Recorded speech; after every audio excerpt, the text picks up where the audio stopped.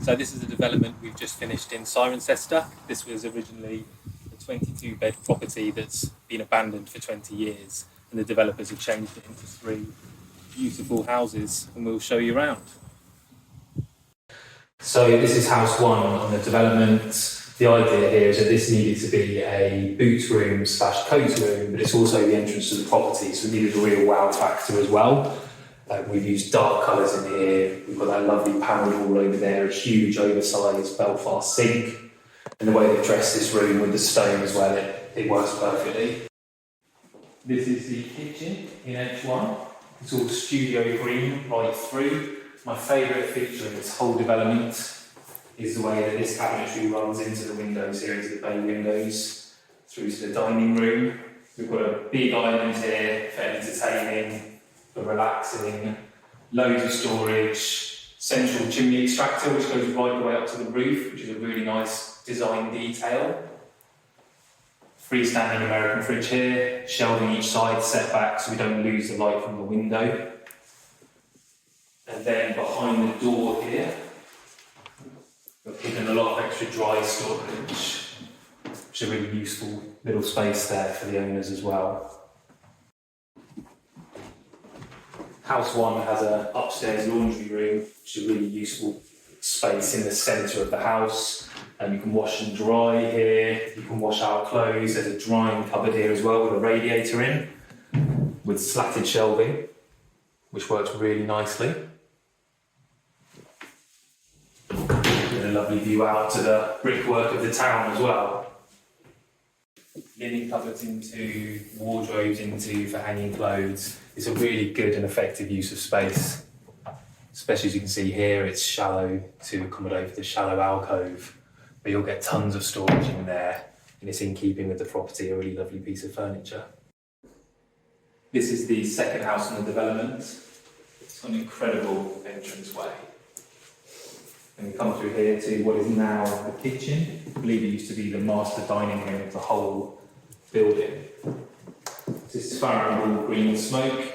We've got the island here. We wanted to utilise every single centimetre here, so we raised the coding on cornice to go above the architrave here.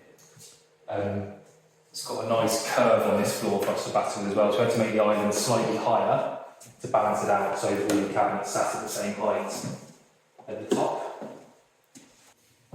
The main feature of this kitchen, I think, is the sink with the gorgeous tap here, and then got a slightly more social setup with the hob on the island so we can entertain and cook at the same time. A really nicely designed kitchen, functional, lots of storage, and still taking into account the beautiful features of the room.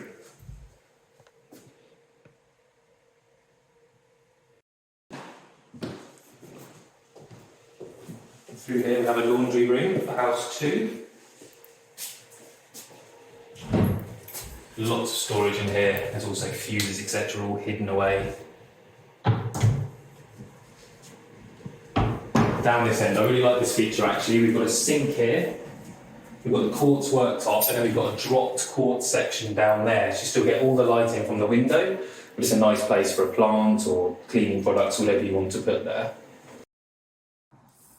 And this is house 3. So originally this was an outhouse, and they've set it up in a really interesting way. This is actually now the kitchen, so some of the entertaining areas with these lovely double doors to outside.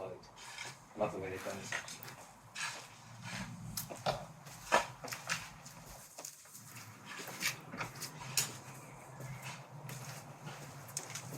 As you come in, we've got a bit of entranceway storage here, coats, bags, whatever else you might want to put down, shoes. Then you turn left and then straight into this really interesting building. We've got a long, narrow island. There's still seating here, so it's still a very social space. Got shallow depth cupboards here, which will add for extra storage for whatever that might be. And then, one interesting feature of this kitchen, which is a really useful cupboard actually. It's a pantry cupboard, but without drawers. So it's literally adjustable shelving right through with the spice rack still there. So really useful for cooking and for storing dry goods, as we call them.